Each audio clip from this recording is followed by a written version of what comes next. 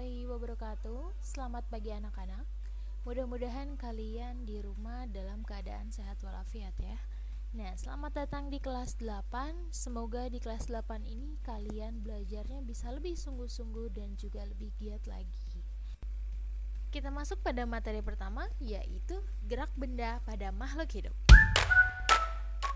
Makhluk hidup terdiri dari hewan, tumbuhan, dan juga manusia. Makhluk hidup pasti memiliki ciri-ciri. Salah satunya adalah bernafas, kemudian peka terhadap rangsangan, dan juga yang ketiga bergerak. Secara umum, gerak dapat diartikan berpindah tempat atau perubahan posisi sebagian atau seluruh bagian dari tubuh makhluk hidup atau benda tersebut. Jadi yang dikatakan bergerak atau gerak adalah pada saat makhluk hidup atau sebuah benda yang berpindah posisi dari posisi A menuju ke posisi B atau dari titik A menuju ke titik B. Namun, pernahkah kalian bertanya mengapa manusia bisa berdiri tegak dan bergerak dengan leluasa? Apa yang berperan dalam gerak pada manusia tersebut? Sekarang, kira-kira apa sih pengertian dari rangka? Nah, Ibu akan kasih tahu. Rangka adalah kumpulan dari tulang-tulang yang saling berhubungan sehingga membentuk tubuh. Jadi, rangka itu adalah kumpulan dari tulang-tulang, sehingga kumpulan dari tulang-tulang tersebut akan membentuk bagian-bagian dari tubuh kalian. Fungsi rangka diantaranya adalah 1. Penyangga dan pemberi bentuk tubuh. Yang kedua, pelindung organ-organ vital seperti organ otak, jantung, dan juga paru-paru. Kemudian yang ketiga, tempat melekatnya otot. Jadi tulang atau rangka ini adalah tempat melekatnya otot-otot. Jadi otot-otot itu akan lengket atau melekat pada tulang kalian masing-masing. Kemudian yang keempat, tempat pembentuk sel-sel darah. Nah, di dalam tulang pun terjadinya tempat pembentukan sel-sel darah. Dan yang terakhir adalah tempat penimbun kalsium, fosfor, dan mineral penting lainnya. Yang selanjutnya ada jenis-jenis tulang penyusun rangka manusia. Nah, berdasarkan bentuknya, tulang dapat dibedakan menjadi 4 jenis. Jadi yang pertama ada tulang pipa, yang kedua ada tulang pipih, yang ketiga adalah tulang pendek, yang keempat adalah tulang tidak beraturan. Perbedaan dari keempat ini adalah bentuknya. Nah, hanya bentuknya ya. Kalau tulang pipa itu pasti memiliki ciri-ciri bentuknya seperti pipa, berbentuk tabung, berongga, dan biasanya dia memanjang. Kemudian kalau tulang pipih, dia berbentuk lempengan pipih dan melebar dan agak lebar. Nah, itu contohnya seperti ada tulang belikat. Nah, seperti itu kurang lebih contoh dari tulang pipih. Kemudian yang ketiga ada tulang pendek. Tulang pendek biasanya berbentuk seperti kubus atau bulat. Nah, kalau untuk tulang pendek contohnya adalah seperti tempurung tulang lutut. Kemudian yang terakhir adalah tulang tidak beraturan. Jadi kalau tulang tidak beraturan itu adalah gabungan dari berbagai bentuk tulang. Jadi dia tidak beraturan bentuknya. Contohnya seperti ada tulang rahang.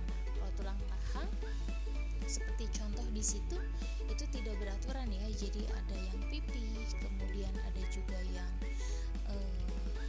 pendek dan lain sebagainya. Kita beranjak pada pengertian dari sendi. Sendi adalah tempat bertemunya dua tulang atau lebih. Dengan adanya sendi, hubungan antara tulang-tulang tubuh dapat digerakkan. Jadi sendi ini biasanya berada di antara dua buah tulang, di tengah-tengah nih. Nah, karena adanya sendi, maka hubungan antar tulang dengan tulang lainnya itu dapat digerakkan. Macam-macam sendi ini dibagi ke dalam 5 macam. Yang pertama ada sendi peluru, kemudian ada sendi engsel, kemudian ketiga sendi putar, sendi pelana, dan yang terakhir adalah sendi geser. Nah, dari masing-masing sendi ini perbedaannya adalah bagaimana si sendi tersebut dapat digerakkan. Contoh, pada sendi peluru, biasanya sendi peluru ini dapat digerakkan dengan sangat bebas. Kemudian sendi engsel biasanya hanya mempunyai gerak satu arah. Kemudian Yang keempat, sendi pelana itu biasanya dapat bergerak kedua arah, yaitu ke muka belakang dan juga ke samping. Yang kelima, itu sendi geser, yaitu dapat bergerak kedua arah, yaitu ke depan dan ke belakang. Silahkan diamati contoh rangka yang sudah Ibu sajikan di gambar. Kemudian di situ ada sendi putar. Sendi putar itu biasanya terdapat pada hubungan antara tulang tengkorak dengan tulang atlas atau tulang pengumpil dengan tulang hasta. Kemudian ada tulang engsel. Nah, tulang engsel ini biasanya terdapat pada siku dan juga pada lutut. Nah, kemudian ada sendi pelana. Sendi pelana ini biasanya yang menghubungkan antara tulang ibu jari tangan dengan tulang telapak tangan. Nah, antara tulang ibu jari tangan dengan tulang telapak tangan di situ ada sendi pelana. Kemudian yang selanjutnya ada sendi geser. Nah, sendi geser ini merupakan persendian yang memungkinkan terjadinya gerakan bergeser. Biasanya terdapat pada ruas-ruas tulang belakang. Tulang belakang kamu tuh. Nah, itu di situ biasanya ada sendi geser. Kemudian ada sendi peluru. Kalau sendi peluru itu biasanya menghubungkan antara gelang bahu kalian tuh, atau tulang panggul dan tulang paha. Selanjutnya, kita beranjak ke pengertian otot. Otot merupakan penggerak bagian-bagian tubuh sehingga otot disebut sebagai alat gerak aktif. Sel-sel otot mempunyai kemampuan berkontraksi atau berelaksasi. Pada saat berkontraksi, otot akan mengalami pemendekan atau pengerutan dan mengeras. Sementara itu, pada saat berelaksasi, otot akan mengendur dan kembali ke ukuran semula. Otot pun dibagi ke dalam 3 macam. Ada otot polos, ada otot jantung, dan juga ada otot rangka. Atau otot rangka biasanya sering kita sebut sebagai otot lurik. Nah, ketiga otot ini perbedaannya adalah pada bentuknya dan juga pada lokasi terdapatnya otot-otot tersebut. Kita masuk ke otot polos. Nah, otot polos berada di dinding organ internal manusia seperti pada pembuluh darah, saluran pencernaan, kandung kemih atau rahim. Nah, otot polos ini biasanya memiliki ciri-ciri sebagai berikut. Bentuk gelendong dengan kedua ujungnya yang meruncing. Jadi biasanya ujung-ujungnya itu meruncing. Kalian bisa sambil lihat gambar yang sudah saya sajikan. Kemudian yang kedua, mempunyai satu inti sel dan terletak di tengah sel. Nah, inti selnya itu adalah yang hitam-hitam itu. Inti sel itu adalah yang mengatur, biasanya yang mengatur dari sel tersebut. Kemudian adalah yang ketiga, otot bekerja di luar kesadaran, bekerja lambat, teratur, dan tidak cepat lelah. Jadi otot ini biasanya bekerja di luar kesadaran. Tanpa kalian sadari, biasanya otot ini akan bekerja. Kemudian yang terakhir, terdapat pada dinding alat-alat tubuh bagian dalam. Yang kedua dari otot ada otot lurik atau bisa kita sebut dengan otot rangka. Nah, otot lurik hampir secara eksklusif melekat pada kerangka dan membentuk sebagian besar jaringan otot tubuh. Nah, jadi sebagian besar tubuh kalian itu berisikan dengan otot lurik. Nah, ciri-ciri dari otot lurik ini antara lain yang pertama, sel otot lurik berbentuk silinder yang memiliki bagian gelap dan terang sehingga tampak seperti lurik memiliki inti banyak. Nah, kurang lebih seperti gambar yang sudah saya sajikan. Kemudian yang kedua, otot bekerja atas kesadaran perintah otak dan dapat mengalami kelelahan. Jadi biasanya otot ini bisa bergerak di saat kalian perintahkan. Kemudian yang ketiga, ada otot melekat pada rangka sehingga disebut dengan otot rangka. Nah, jadi otot ini melekat pada rangka, oleh karena itu disebutlah sebagai otot rangka. Yang terakhir ada otot jantung. otot jantung adalah otot lurik khusus yang terdiri dari sel-sel memanjang dengan banyak inti yang terletak di pusat, seperti gambar yang sudah saya sajikan. Ciri-ciri dari otot jantung yaitu yang pertama, sel-sel otot jantung berbentuk serabut lurik yang bercabang-cabang.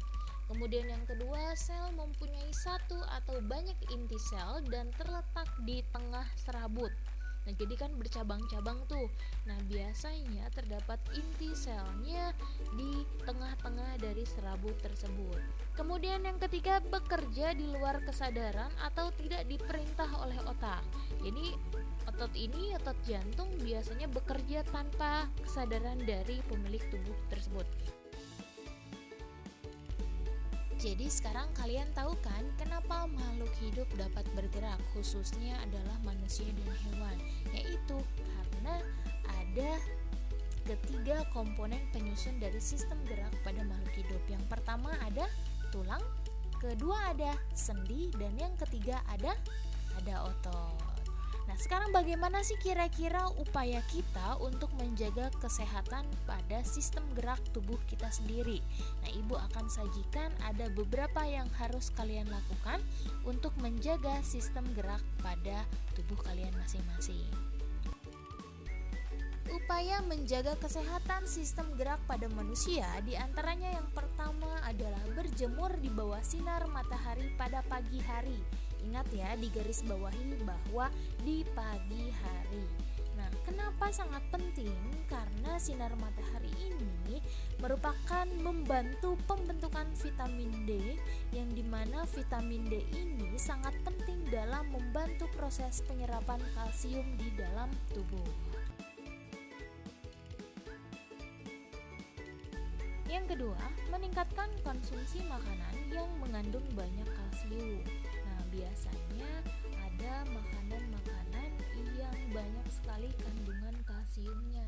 Contohnya itu ada di susu, di kubis, di brokoli, di ikan salmon, dan juga makanan lainnya. Yang ketiga, memperbanyak konsumsi makanan yang mengandung vitamin D. Makanan yang banyak mengandung vitamin D itu diantaranya ada telur, susu, dan juga minyak ikan. Kemudian lagi yang keempat, menghindari kebiasaan duduk yang salah. Nah tuh, jadi kalau misalkan kalian masih duduknya yang salah, awas, hati-hati. Karena sebaiknya duduk itu dengan cara yang benar, contohnya duduk dengan tulang belakang dalam posisi yang tegak atau tidak membungkuk gitu ya. Kemudian yang selanjutnya ada melakukan olahraga secara teratur. Nah, aktivitas olahraga ini tuh sangat berguna untuk meningkatkan kecepatan penyerapan kalsium.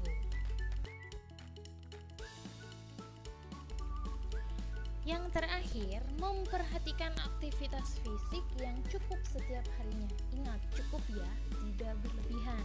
Karena aktivitas fisik yang cukup dalam setiap hari dapat membantu terbentuknya tulang yang kuat dan memperlambat proses kerapuhan tulang pada tubuh.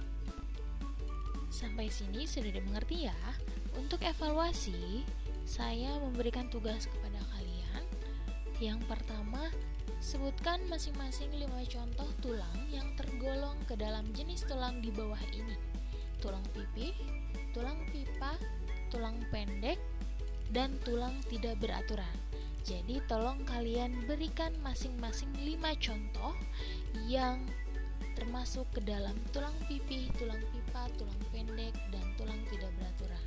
Kemudian yang kedua, jelaskan perbedaan ciri-ciri dari otot lurik dan otot polos.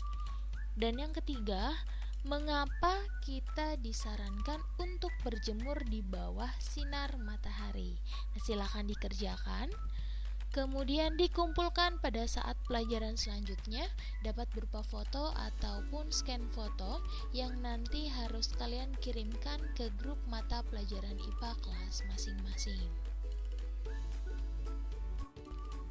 Selamat mengerjakan. Saya akhiri pertemuan kali ini. Wabillahi taufiq wa hidayah. Wassalamualaikum warahmatullahi wabarakatuh.